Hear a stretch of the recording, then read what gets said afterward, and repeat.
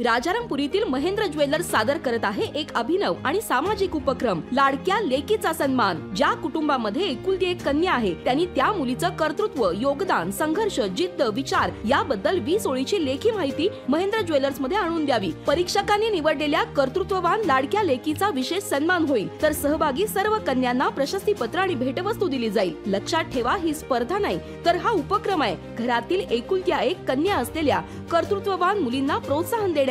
20 जानेवारी ते 10 फेब्रुवारी पर्यंत राजारामपुरी येथील महेंद्र ज्वेलर्स मध्ये नाव नोंदणी करा, लेखी माहिती आणून द्या आणि आपल्या लाडक्या कन्येचा उचित सन्मान करा। अधिक माहितीसाठी संपर्क महेंद्र ज्वेलर्स, राजारामपुरी, 3री गल्ली, मेन रोड, कोल्हापूर। बोलोली ग्रामपंचायत कर्मचाऱ्यांचे जिल्हा परिषदेसमोर आमरण उपोषण।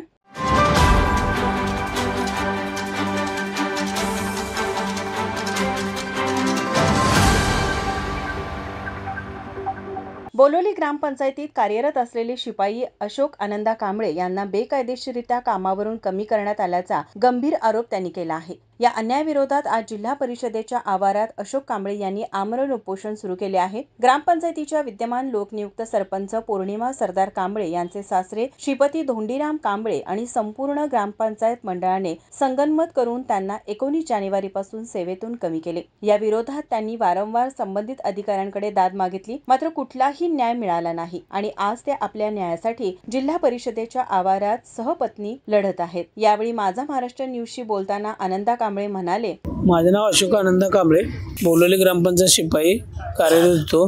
मला ग्रामपंचायत सरपंच व बॉडी यांनी मनमानी कारभाराने मला कामावरून कमी केले। सरपंच शासनाच्या सांगण्यावरून त्याने बेकायदेशीररित्या कमी केले व त्यांचे सासऱ्यांचे म्हणणं होते की सईला घरला जावं। सईला न घरला गेल्यामुळे मला खाली बसायची वागणूक दिली।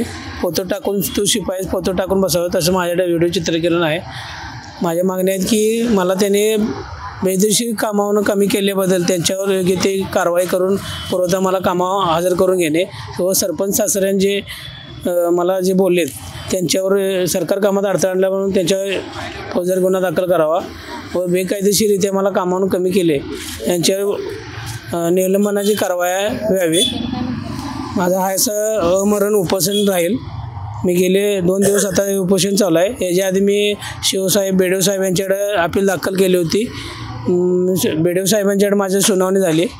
बेडव साहेबांनी सुनावणी 7 महिने आता कामाने केले मला। त्याच्या आधी मी विवाद अर्ज दाखल केला। विवाद अर्ज दाखल केल्यानंतर मला सुनावणी लेटर दिलं 4 महिन्यानं। 4 महिन्यानंतर माझं सुनावणी घेऊन सुद्धा अद्याप मला कुठलाही न्याय मिळाला नसल्यामुळं मी परत उपोषणाला बसलेलो आहे। माझा उदरनिर्वाह करण्यासाठी माझे कुटुंब माझ्यावरच अवलंबून असल्यामुळं मला कुठलं उदरनिर्वाहाचे हे नाही आहे, साधन नाही। त्यामुळं माझं कुटुंब याच्यावरच त्यामुळं मला न्याय मिळाल्याशिवाय मी उपोषण सोडत नाही।